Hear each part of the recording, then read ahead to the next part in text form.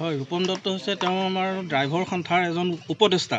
গতিকে তেওঁ সকলোৰে লগত আলোচনাত মিলিত হৈহে অকল বিহুবৰ বুলি নহয়, সদৌ অসম গোটেই সদৌ অসমৰ চালকৰ লগত গোটেই সকলোৰে লগত মিলি পেলানি আলোচনাত মিলিত হয় সেই মানে হেৰিটো কৰিলে।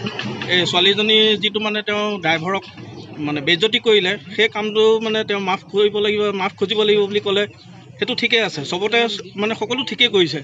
আমাৰ ড্ৰাইভৰ সন্থাৰ কাৰণেহে তেওঁ লাগি আছে, তেওঁ কিয়নো উপদেষ্টা এজন। সেই বেছি ক'বলৈতো মই ইমান নকওঁ, সিমানটোৱে। এতিয়া কথা হ'ল কি, ৰূপম দাই প্ৰথম কথা হ'ল ৰূপম দাই যিখিনি পদক্ষেপ লয়, সকলো পদক্ষেপ আমাৰ সন্থাৰ লগত আলোচনা কৰিহে যিকোনো পদক্ষেপ লয়। আৰু কথা হ'ল কি, গোটেইখিনি আলোচনা কৰে ৰূপম দাই, তাৰ পাছতহে তেওঁ কিবা এটা আমাৰ ভালৰ কাৰণে তাৰপাছত কয়। এটা কথা, কিছুসকলে যে কৈছে যে ক'ৰবাত এক্সিডেণ্ট হ'লে, ক'ৰবাত মানুহ মৰিলে ৰূপম দাই যে তাত ৰিস্ক ল'ব নেকি? মানুহ মৰিলে ৰূপম দাই কেনেকৈ ৰিস্ক ল'ব? এনেকৈ ৰিস্ক হ'বলৈ হ'লে আমাৰ ডিপাৰ্টমেণ্ট আছে, প্ৰশাসন আছে, তেওঁলোকেহে ৰিস্ক ল'ব। আৰু কথা হ'ল কি, ছোৱালীজনীয়ে এটা ভুল কৰিছিলে, সেইটো সকলো অসমবাসীয়ে জানে। ছোৱালীজনীয়ে ভুলটো কৰিলে সকলোৱে মিলি পিনি তেওঁক ক'লে যে মাফি খুজিব লাগিব। অলৰেডি তেওঁ ছোৱালীগৰাকীয়ে মাফি খুজিলে আৰু ড্ৰাইভাৰসকলেও মাফ কৰিলে, বা যিজনক বুকুত ধৰিছিলে তেওঁ মাফ কৰিলে। এতিয়া কথাটো হ'ল কি, মাফ কৰাৰ পাছতো যে কিছুসকলে যে বজাই আছে যে ৰূপম দত্ত কোন, ৰূপম দত্ত কোন? ৰূপম দত্ত আমাৰ সেনাপতি, ধৰক আমাৰ মুৰব্বী। তেখেতে আমাৰ লগত যিকোনো কথা আলোচনা কৰিহে আমাক কথাটো কয়। আৰু এক্সিডেণ্ট বোলা বস্তুটো আমি ড্ৰাইভাৰসকলে কৰোঁ বুলি কোনেও নকৰে, এক্সিডেণ্টটো হৈ যায় ন। আৰু কথা হ'ল কি, এতিয়া ৰূপম দত্তক যিসকলে কৈছে যে ৰূপম দত্ত কোন, ৰূপম দত্ত আমাৰ হ'ল মুৰব্বী, আৰু তেওঁ যিকোনো কথা অকলে নকয়, আমাৰ সকলো মানে সন্থাৰ লগত আলোচনা কৰিহে যিকোনো কথা কয়।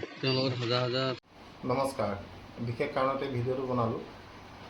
আচলতে আপোনালোকে জানে, দুদিনমানৰ আগৰ পৰা হৈ হাল্লা হৈ আছিলে। এগৰাকী ছোৱালীয়ে, যুৱতীয়ে এজন ড্ৰাইভাৰৰ বুকুত ধৰিছিলে কাজিৰঙাত। সেইটো লৈ পেলাই খুব উৎপাত হৈছিলে আৰু শেষত যুৱতীগৰাকীয়ে ক্ষমা খুজিলে। আমি ড্ৰাইভাৰ সন্থাই এটাই কৈছিলোঁ যে তেনেকুৱা ৰাজহুৱা স্থানত বা য'তেই নহওক এজন ড্ৰাইভাৰক তেনেকৈ অপমান কৰাটো অনুচিত। আমি তাৰ কাৰণে এটা কেছ দিম বুলি ভাবিছিলোঁ আমি পহৰা থানাত। তো আমি ছোৱালীজনীকো এটা অপশ্যন দিছিলোঁ, যদি থানাত কেছ দিয়াৰ আগতে ছোৱালীজনীয়ে ক্ষমা খোজে তেনেহ'লে আৰু আমি কেছ চেছ নকৰোঁ, আমি নিজৰ ছোৱালী হিচাপে তাইক মাফ কৰি দিম। কেছটো তেনেকৈ হৈ গ'ল।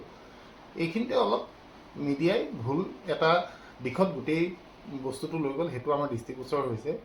ধিঙত যিদিনাখন আমি গধূলি ছোৱালীজনীয়ে ফোন কৰিলে, তাৰ পিছদিনাখন আমাৰ কেছ দিয়াৰ কথা আছিলে, আমি কেছ দিয়াৰ কথা সমলি এৰিলোঁ। কিন্তু ড্ৰাইভাৰসকল যিহেতু ক্ষোভিত হৈ আছিলে, খঙত আছিলে, তেওঁলোকে ক'লে নাই, তাই সমজুৱা ঠাইত অপমান কৰিছে, সমজুৱা ঠাইত তাই মাফ খুজিব লাগিব। আমি তেনেকৈ আছিলোঁ, আৰু যিজন ভুক্তভোগী ড্ৰাইভাৰ তেখেতেও তেনেকৈয়ে জানে যে তাই আহিব লাগিব, আহি পেলাই পহৰাত মাফ খুজিব লাগিব, তাতে আমি শেষ কৰিম। কিন্তু ৰাতিপুৱা যেতিয়া আমি যাবলৈ ওলাইছিলোঁ, তেতিয়া তাইৰ দেউতাকে ফোন কৰিলে, কৰি পেলাই অলপ টুকাটুকি মাতেৰে ক'লে যে আপোনালোকে মোৰ ছোৱালীজনীক আৰু নিজৰ ছোৱালী ভাবি এৰি দিয়ক আৰু টনাটনি নকৰিব। আমিও ভাবিলোঁ হয়, নিজৰ ছোৱালী, ক্ষমা খুজিলে যেতিয়া হৈ গ'ল, আমি কেছটো তাতে শেষ কৰিলোঁ। কিন্তু তেতিয়াই কি কৰিলে, ধিঙত এই দীপু নামৰ ভুক্তভোগী ড্ৰাইভাৰজনে বাইক লৈছিলে। তেতিয়া তেওঁ আমাৰ সংগঠনৰ মতেই তেওঁ ক'লে যে তাই আহিব লাগিব, মোৰ আগত মাফ খুজিব লাগিব।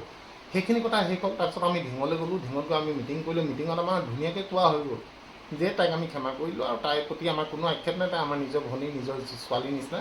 তাইৰ প্ৰতি আমাৰ কোনো দিন আৰু কোনো বেয়া এটাও মনত ভাৱ লৈ নাথাকোঁ। আৰু সেইখিনি কৰি থাকোঁতে ভুক্তভোগী ড্ৰাইভাৰজনক সোধাও হৈছিলে যে দীপু, তোমাৰ মত আছেনে? সি কৈছে নাই দাদা, আপোনালোকে যি কৈছে আৰু মই তাতে মোৰ আৰু ছোৱালীজনীৰ প্ৰতি একো নাই। সেইখিনি কথা মিডিয়াত কাটি দিলে। কাটি কি কৰিলে, আমাৰ ভিডিঅ'টো বজাই দিলে। বজাই পেলাই যেতিয়া সেইটো ভিডিঅ' গোটেই ৰাইজৰ মাজে গ'ল, তাৰপিছত কি কৰিলে, ৰাতিপুৱা দীপুৰ পৰা যিটো ভিডিঅ' লৈছিলে সেই ভিডিঅ'টো দি দিলে। দিয়াৰ পিছত ৰাইজৰ মাজত এটা বিভ্ৰান্তিকৰ পৰিৱেশৰ সৃষ্টি হ'ল যে ড্ৰাইভাৰ সন্থাই কৈছে মাফ কৰি দিলোঁ, আৰু চালকজনে কৈছে যে মোৰ আগত আহিব লাগিব, আগত আহি ক্ষমা খুজিব লাগিব। এইটো এটা সম্পূৰ্ণ TRPৰ কাৰণে কেইজনমান সাংবাদিকে ভুল কৰিলে, যিটো আমাৰ দৃষ্টিগোচৰ হৈছে। আৰু গোটেই মানে সমগ্ৰ ঘটনাটোত মোক অকলে টাৰ্গেট কৰি লৈছে। ইয়াত চাওক, মই খোলাখুলিকৈ এটাই কথা কৈছোঁ, মই যি কথা কৈছোঁ, মই যি কাম কৰিছোঁ, আমাৰ সংগঠনৰ সম্পূৰ্ণ আলোচনা কৰি পেলাই কৰাইছোঁ। এটা শব্দও মোৰ নিজৰ শব্দ নাই। প্ৰতিটো কথাই আমাৰ ডাঙৰ যিটো হোৱাটছআপ গ্ৰুপ আছে, তাত অসমৰ চব সংগঠনেৰে বিষয়ববীয়া আছে।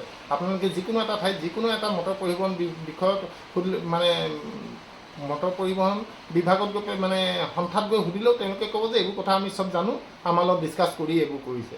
তো ইয়াত মোৰ পাৰ্চনেল একো নাই। কিন্তু ড্ৰাইভাৰক এনেকৈ যদি কৰে তেনেহ'লে আমি আকৌ প্ৰতিবাদ কৰিম। কোনোবাই ভুল কৰিছে, কোনোবাই শুদ্ধ কৰিছে, তাৰ বিচাৰ আইনে কৰিব। যদি ড্ৰাইভাৰে বেছি অভাৰটেক কৰিছে, চবেই কৈছে অভাৰটেক কৰিছে, মানুহ মাৰিছে, আপোনালোক তেতিয়া ক'ত থাকে? তাত আমি নাথাকোঁ, তাত ৰাইজ থাকে। ৰাইজে ধৰক ড্ৰাইভাৰজনক পুলিচক গতাই পেলাই সকলোৱে কওক এওঁ লাইচেঞ্চ কাটি দিয়ক, এওঁ ফাঁচি দিয়ক। আমি মাত এষাৰ নামাতো, আমি ৰাইজৰ লগত সহযোগিতা আগবঢ়াম। বেয়াবোৰ ভাল কৰিব লাগে। যিবোৰ উদণ্ড চালক আছে, চালক নাই বুলি নকওঁ, চালকৰ ভুল নাই, মেক্সিমাম চালকৰ উদ্ভণ্ডালিৰ কাৰণে আজি গোটেই চালক সমাজ লজ্জিত। তো এই ভুল কৰা চালকসমূহক ধৰিবলৈ ৰাইজ আছে। ৰাইজে ধৰক গাড়ীখনৰ ভিতৰত যি বহি আছে দেখিছে, ড্ৰাইভাৰে বেয়াকৈ গাড়ী চলাইছে, গাড়ীখন ৰখাই পুলিচ থানাত ভৰাই গোটেইখিনি পেচেঞ্জাৰে, যাত্ৰীয়ে মিলি এখন এজাহাৰ লিখি পেলাই পুলিচ থানাত দিলে ডেফিনেটলি ড্ৰাইভাৰজনৰ লাইচেঞ্চ কৰ্তন হ'বই। আমি সদায় ৰাইজৰ লগত আছোঁ। বেয়াবোৰ আমি ভাল কৰিব লাগে, বেয়া ড্ৰাইভাৰখিনিক আমি ভাল কৰিব লাগে। যিবোৰ হেণ্ডিমেনৰ মুখত বেয়া মাত, আমি সেইবোৰ আঁতৰাব লাগে। তাৰ অৰ্থ এইটো নহয় যে তাক ধৰি দুচৰ আপুনি দি দিব। তাক ধৰক পুলিচ থানাত দিয়ক, এখন এজাহাৰ দিয়ক। 2-3 দিন সি কোৰ্টত দৌৰিলে সি গম পাই যাব যে নেক্সট টাইম আৰু কেতিয়াও নকৰে। আমি সদায় ৰাইজৰ লগত আছোঁ আৰু ৰাইজৰ এগেইনষ্টত আমি কেতিয়াও নাযাওঁ। কিন্তু ড্ৰাইভাৰক যদি এনেকৈ অপমান কৰে, আমি আকৌ প্ৰতিবাদ কৰিম, সদায় প্ৰতিবাদ কৰি যাম। ইয়াত মোৰ পাৰ্চনেল বুলিবলৈ একো নাই। মই এখন সমাজৰ কাৰণে লাগি আছোঁ আৰু সমাজখনক ন্যায় দিহে এৰিম মই। Thank you so' much.